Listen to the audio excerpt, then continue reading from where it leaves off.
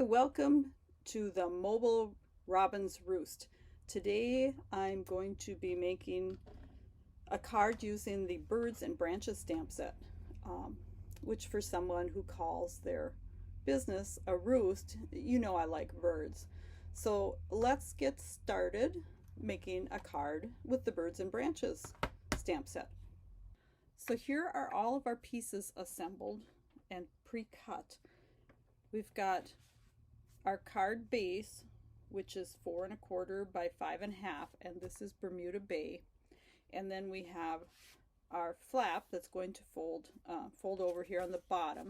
This is 8½, so you're just going to cut, across the bottom of a piece of cardstock by 2½, and then scored at 4¼ and that's going to go right on the bottom here for our folded part of the card.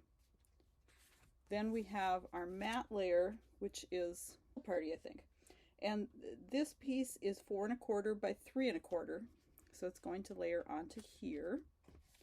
And then our white piece that we're going to stamp on is 4 by 3, which goes right on top of here. And then we have a die cut piece, and this is also the Bermuda Bay, and this is from the Stitch So Sweetly dies, which I want to show you these because there's like two different designs. We've got the okay, think of the word, Robyn, scalloped edged rectangles with the stitching in them, and I just love these. They're so sweet.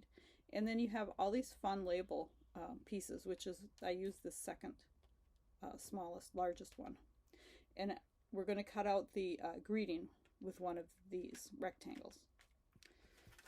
So I just wanted to show you that because they are awesome dies. I love those. So then we also have somewhere here a piece of scrap paper that we're going to stamp our greeting on and then cut out with one of the rectangle dies. So let's get doing our stamping. Now I want to keep my birds fairly close to the top because I'm going to have my my greeting kind of centered over the bottom half. So let's see if we can do this right without screwing up. So I'm going to start with the nest, and I'm going to do that. I'm just going to use a couple colors to keep it simple. So we've got cinnamon cider for the nest, and we're going to try to let's see, we want it down enough so that the bird is going to fit, so maybe like about in the middle. We're going to stick our nest. Voila. And then we want our bird. Let's do our eggs next. Let's see. Here is our eggs. And they look a little dorky when they're all in a row because they're actually made to be die cut. But we're going to use dorky eggs. Okay, and here's our Coastal Cabana. Because this card we're not doing any die cutting on, other than the greeting. Okay, so there's our little eggs, and that was Coastal Cabana. You could use the Bermuda Bay if you wanted to, but it's a little bit bright. Oh, here we go. And here is our mama bird. Oh, I should have the eggs over just a hair, but that's okay. I'm going to put mama bird here. Got her tail just hanging off a bit. Okay, and I think, nope, we're not done with that yet. Let's close it though, so we don't land in it.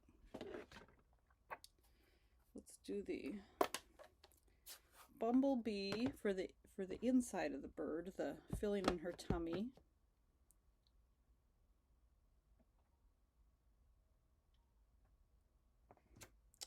There.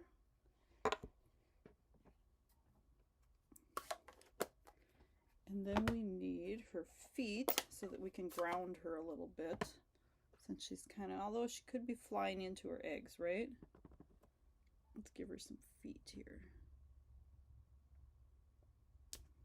There we go.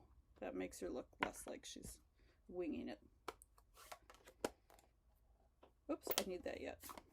And then we will do our greeting. And this is from the So Sentimental set. the birds and the all the rest of these is from the birds and branches. And we're just going to go, this calls for confetti. I'm thinking baby card here. And then we're going to cut that out.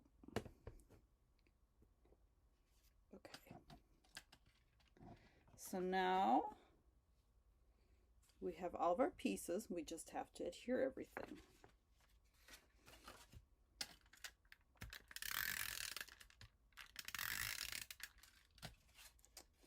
So I'm just going to line this up on the bottom corner because it's the exact same width.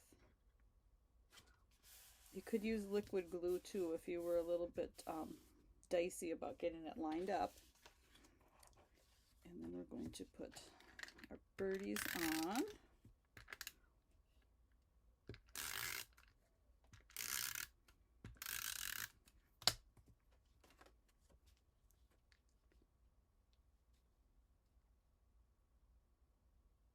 Now, if you wanted to, you could also cut these out of the Stitch So Sweetly. I hadn't even thought about that till right now.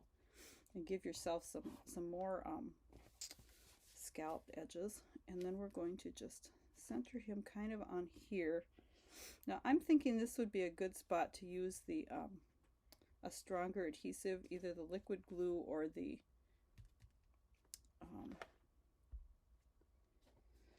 tear and tape. Oh, there it is. I knew I had it laying here. So we're just gonna put a couple strips of the tear and tape, and it's going to go. You can just make sure you don't put your adhesive up on the top part so it doesn't stick onto the card back where you want it to open. Let's hope I didn't put that up too high.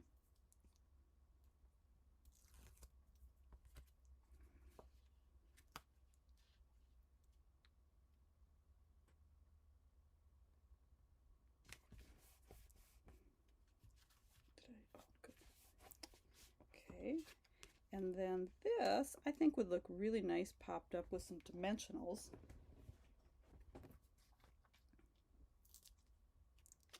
I'm going to grab a couple dimensionals here. And that was just a winging it. I changed my mind in the middle of the card. Very seldom do I make two cards that, oops, that's crooked, that are the same.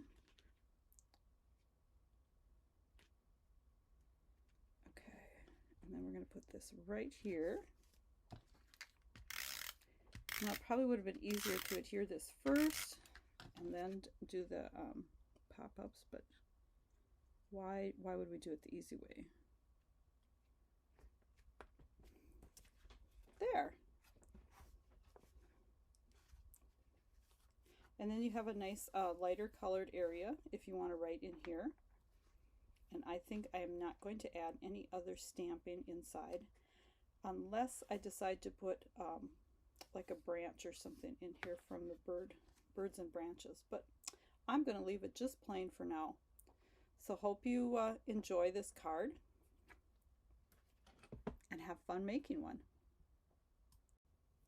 Okay, I decided that I had to show you the progression of this card. It's basically like I've got 3 different levels of cards here. So this is a simple stamping one, and this is what I started out with. I did this card for a mystery challenge where you don't really know what it's supposed to look like. So this is what I came up with on my first go round. It's very simple. Everything is stamped directly on, no die cutting. And then I have the card that I showed you how to make, which has a little bit of die cutting and some stamping basically right on the card. And then when I was talking to you while creating this card, remember I said, ooh, it would look cool if you used the Stitch So Sweetly die to cut the background. So I thought, I've got to make another card. So here is what I made. So I did the die cutting here, and then I die cut all of these pieces out and glued them on. And of course I had to add one more layer to the label.